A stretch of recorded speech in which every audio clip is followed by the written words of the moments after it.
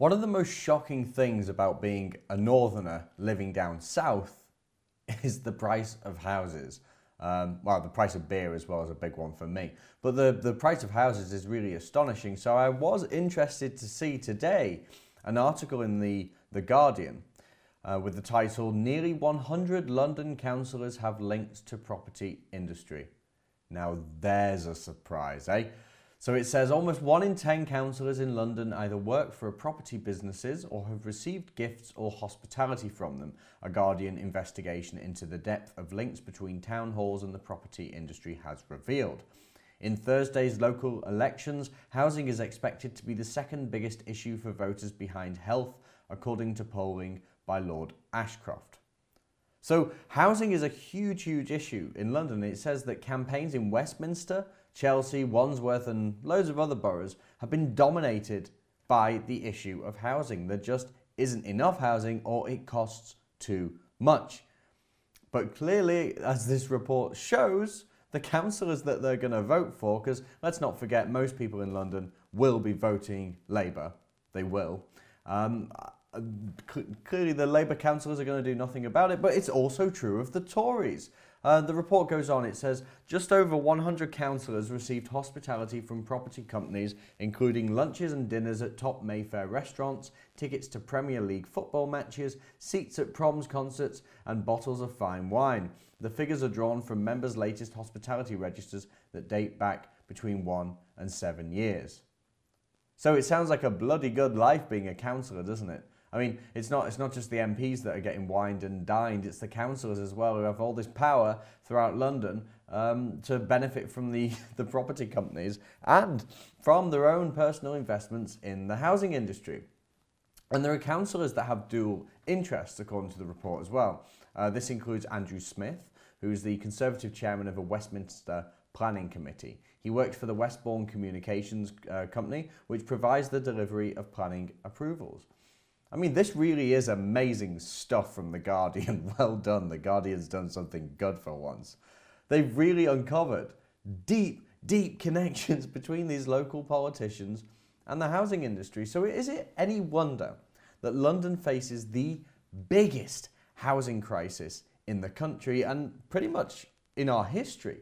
Home ownership among young families in the UK is at the lowest level in a long time, and specifically some parts of London, home ownership has dropped below the millennium peak.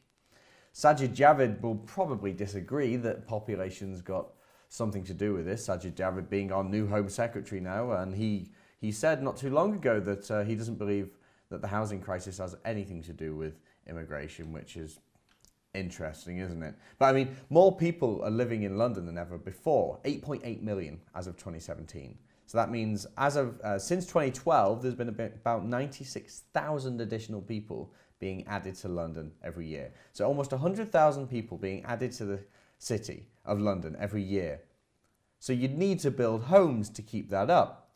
But statistics show that 20,030 new homes have been built on average each year for the last few years. So 20,000 homes, 90,000 influx. There's a few questions there. First of all, it's not sustainable, obviously, but secondly, where are these people going? I mean, if anyone looks at the rental companies and the websites for London, if you're looking for a house there, and you type in a sensible amount of money that you might expect to pay for an apartment, you'll find broom cupboards. I've even seen some in London where people have been advertising a shed in a living room. A shed in a living room. And that's not for refugees, that's for working people in London. It's utter insanity. Yeah, I mean, do the maths, that's 70,000 people a year in London.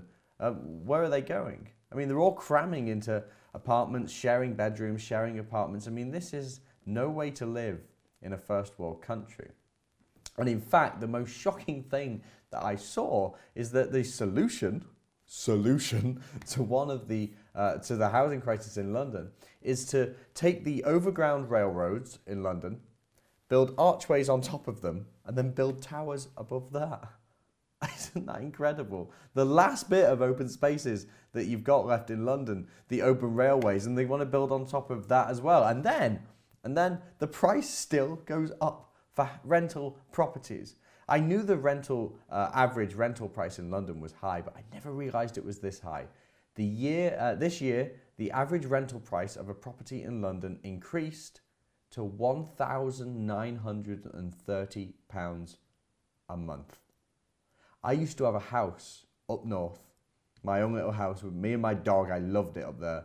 About a quarter of the price of that. I had 2 bedrooms, a front and a back garden, and access to beautiful countryside at the front of my house. £1,930 per month. That's incredible. And all the while, the councillors are profiting and benefiting from the industry. So will anything be done? I mean, could it be that the Labour Party, the Tory Party, are profiting from mass immigration? Could it be? Not such a crazy thought, is it? This is insanity. Total insanity. There's no other word for it. Well, I can think of one other word. Corruption. Could it be that Tory councillors and politicians and Labour councillors and politicians are profiting from mass immigration?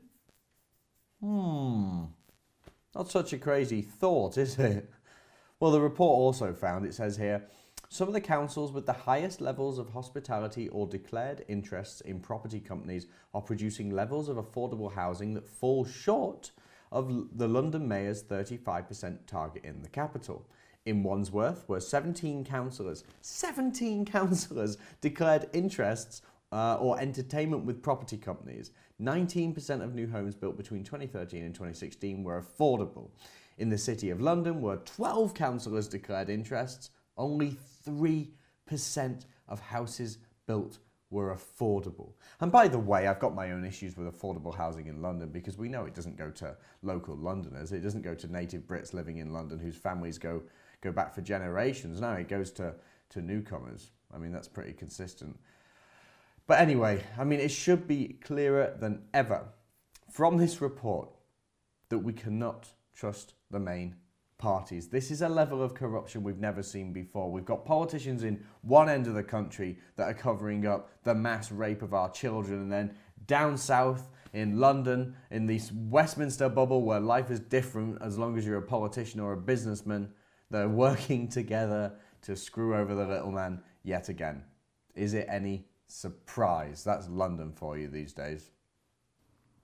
If you like that and want to see more, remember to like and subscribe and download the new Rebel app from the Apple App Store and the Google Play Store.